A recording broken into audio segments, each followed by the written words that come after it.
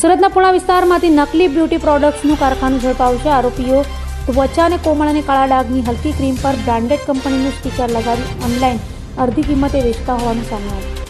સુરત શહેરમાં ડુપ્લિકેટ વસ્તુઓ બનાવી અસલીના નામે પધરાવી દેવાનું વધુ એક નેટવર્ક સામે આવ્યું છે. પુણા વિસ્તારમાં આવેલ શાશ્વત પ્લાઝામાં પોલીસે ગરડા પાણીના ડુપ્લિકેટ ત્વચાને કોમળ અને કાળા ડાઘ ઘટાડવાની નકલી ક્રીમનો લાખોનો મુદ્દામાલ જપ્ત કર્યો છે. પુણા પોલીસે સ્થળેથી એક 21 વર્ષીય યુવક કામરેજ ખાતે રહેતા અર્ષિત લાલજી દેસાઈની ધરપકડ કરી છે. આરોપીએ હલકી ગુણવત્તાવાળી ક્રીમ પર બ્રાન્ડેડ સ્ટીકર લગાવી અડધી કિંમતમાં ઓનલાઈન વેચાણ કરતો હતો, જેની જાણ કંપનીના પ્રતિનિધિઓને થતાં જ તેમણે પોલીસનો સંપર્ક કર્યો હતો અને સંયુક્ત રીતે રેડ કરવામાં આવી હતી. ઓરિજિનલ ક્રીમની કિંમત 399 રૂપિયા છે, જ્યારે આરોપી ગ્રાહકોને લલચાવવા માત્ર 170 રૂપિયામાં નકલી ક્રીમ ઓનલાઈન વેચતો હતો.